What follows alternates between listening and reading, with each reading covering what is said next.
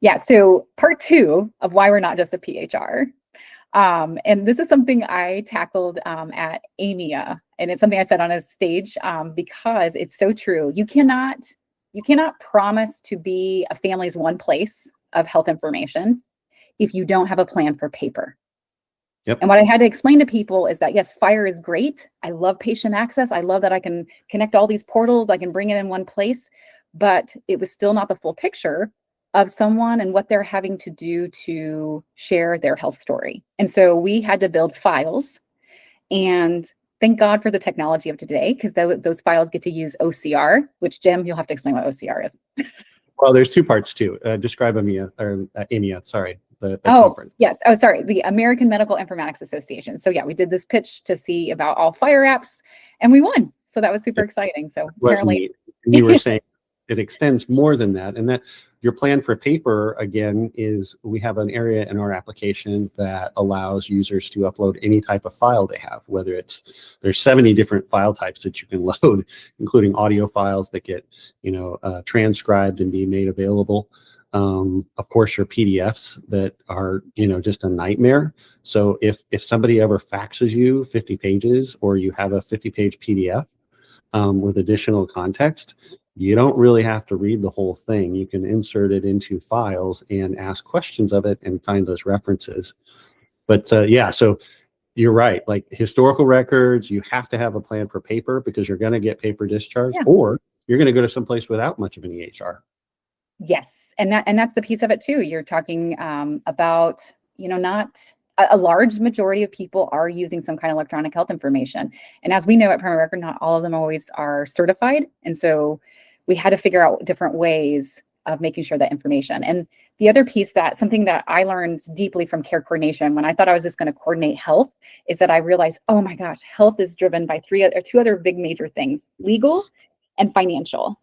Because when I would jump in there with families to help them coordinate care, I had to understand, what are our resources, so that we knew we could, financially figure out the plan of care, and legally, who is making the decisions, or who is going to be making the decisions. And so much of files is, it acts a lot like Google Drive. So if you're a family that's been organizing on Google Drive for years, like, you could literally just plop over and structure your entire primary record just like you do your Google Drive. But we make it searchable against all the clinical data that you're going to pull in. And that is the powerful moment, people, when that you can bring in the documents of yesteryear to the current data to get a plan for what fits you personally.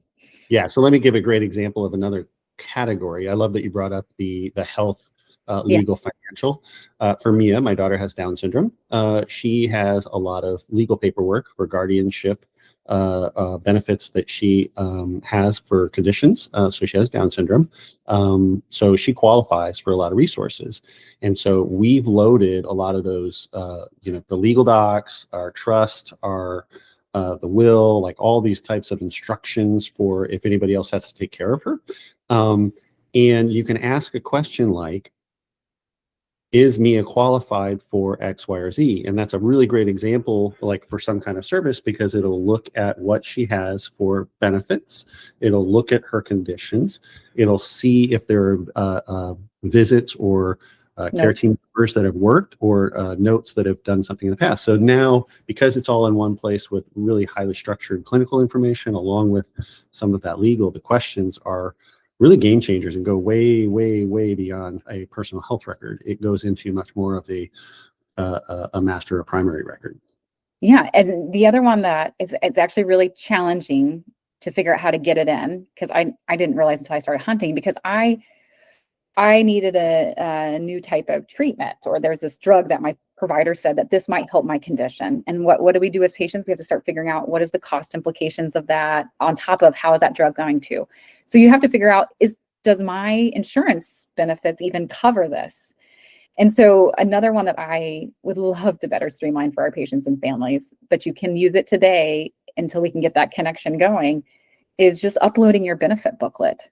Because those things can be hundreds of pages, and it doesn't know you. It has to be written in a way to cover everyone that they're covering. And so that you have this moment to search to see, will my mammogram be covered? and for it to then come back to the page and for you to understand, because really the cost is starting to fall more and more on our families, and so we need to get that information over to them. And so it's another use, that, you know, I need to figure out how to better help families figure out those benefit packages. Usually, or you have to reach out to your human resources to get them. Like, if there's a lot of steps, and that doesn't seem fair, but because you're often making those decisions with your doctor in that moment.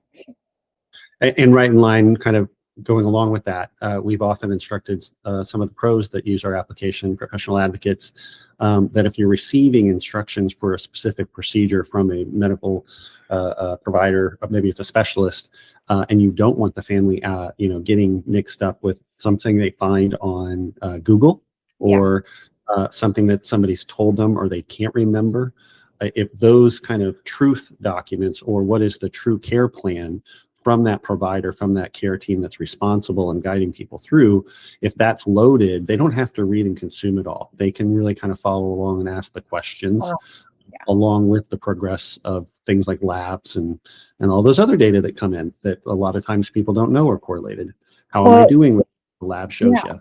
And it makes me realize too, like, this is the beauty of what I love about well, first, it's the trust that our families have of using us to pull information together. And then it's beautiful to watch them invite in those other folks to help them support.